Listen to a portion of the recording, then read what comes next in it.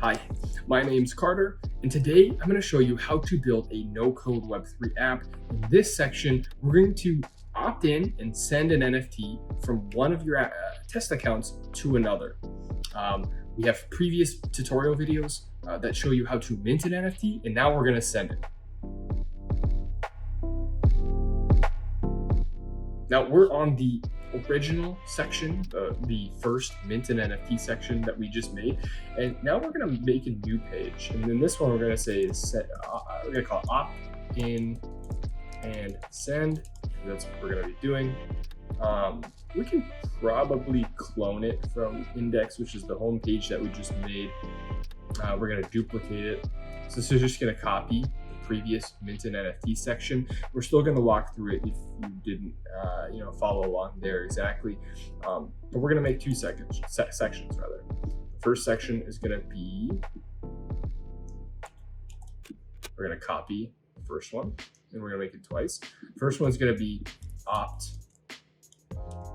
into an asset. This button a little bigger, prettier. And so you can see that opt into an asset is already linked here, but if you didn't set this up already, you hit the element button opt into asset, the transaction ID and success here. And we're gonna do the send NFT from test user 1 to 2. It's a lot of text, but we're gonna make it bigger. Basically, we're gonna send the NFT from test user 1 to test user 2. That's about it. And then we're gonna change this. So button opt into an assets transaction ID. We're gonna change it to button send NFT from test user 1 to 2. And the same thing for the success. And we're back out of here. So workflow, we have the workflow here that we made earlier, right? We're minting an asset. When opt into an asset is clicked, because we changed that, we're going to change this. Okay, so we're going to add a new action. We're going to open up plugins, and we're going to do asset opt-in. And what this does is allows an end user to accept assets when they are sent to them. It's a spam prevention mechanism because you want to make sure that you're actually interested in receiving an asset, or you actually use an app that uses a bunch of NFTs. You don't want to see a million NFTs in your wallet. So this is kind of why that's in place. And so I'm going to actually move this to the front. We're going to take some of these fields. Actually, I'm just going to do it from the beginning.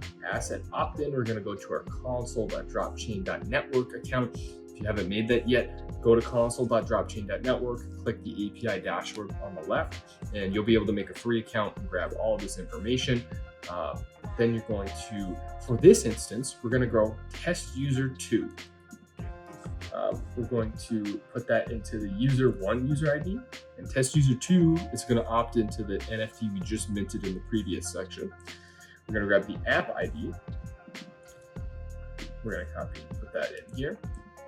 And the asset ID, when we just minted this bubble NFT mint test, right?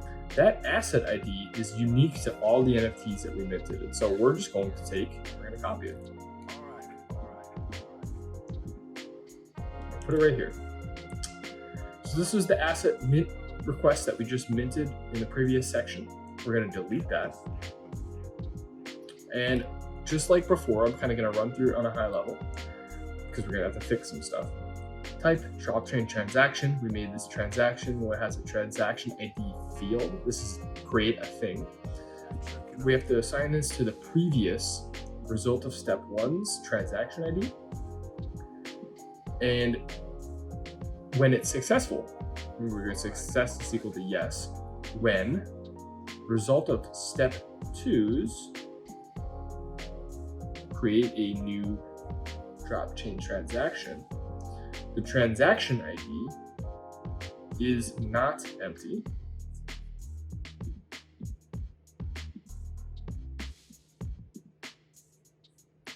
We're actually going to change this and say step 1, but it's essentially the same thing.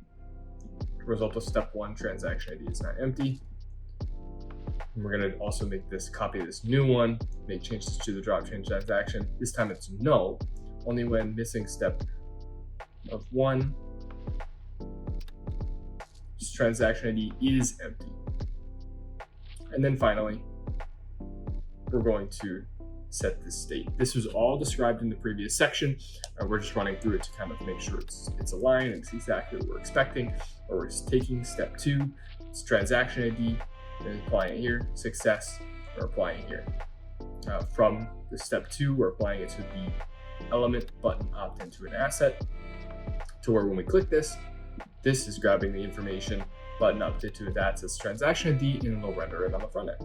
And we're going to do the same thing for send NFT or user to NFT 1 and 2. So we're going to copy this and paste it. And we're going to change the element to send NFT from test user 1 to test user 2. And instead of opting in the individual to an asset, we're going to send it. So let's find send asset testnet and drag this to the front. And we're going to set this up.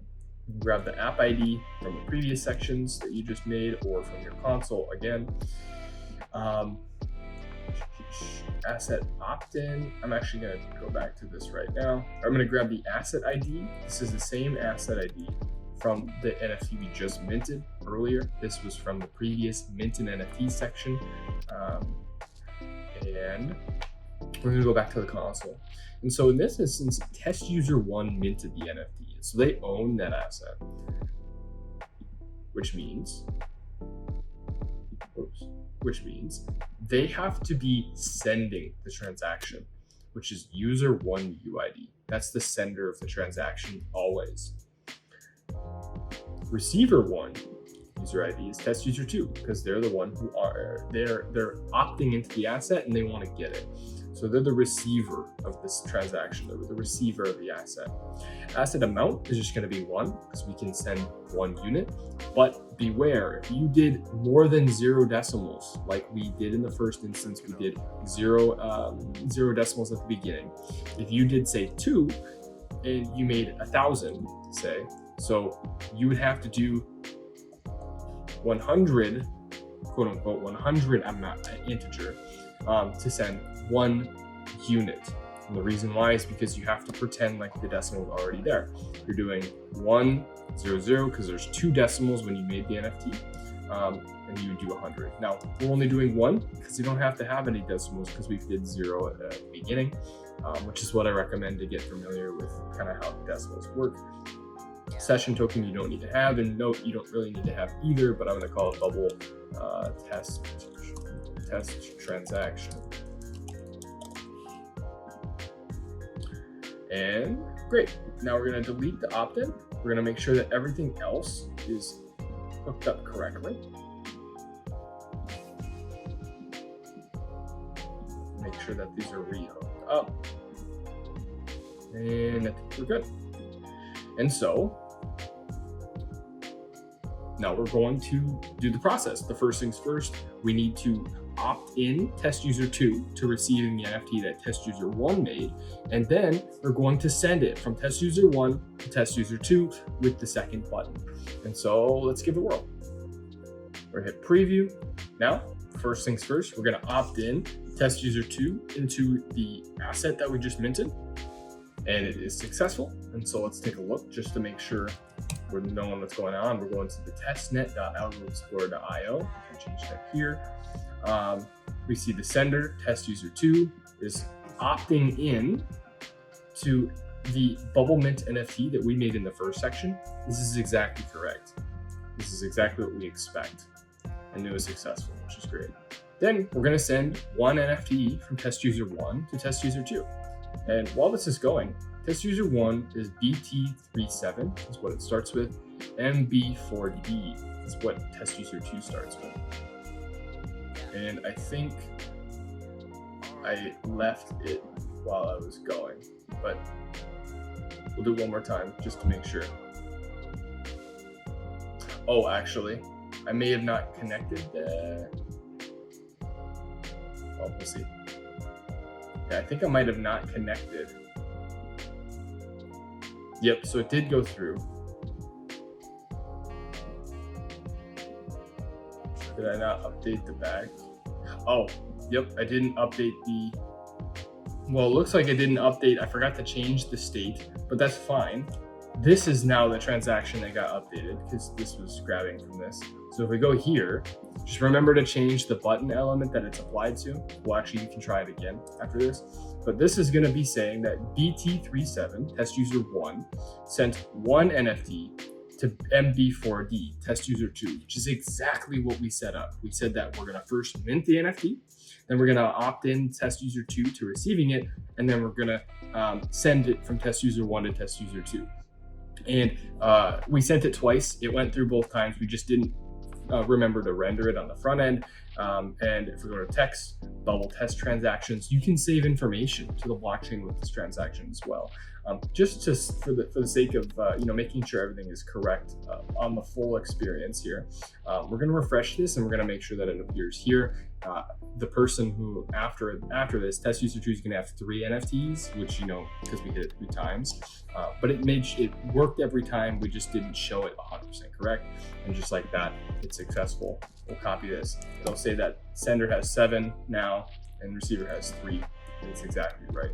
So just like that, you have opted in your test user 2 and sent your NFT from test user 1 to test user 2, 100% no code. You're well on your way to building your first Web3 app. Check out the link in the description below, the DropChain Discord link to ask any questions and get started building your first Web3 app. We have builders in there ready to help you. I'm ready to help you. My co-founder is ready to help you. And create a free account, console.dropchain.network, and get started. You can build a Web3 app with no or low code today. Thanks.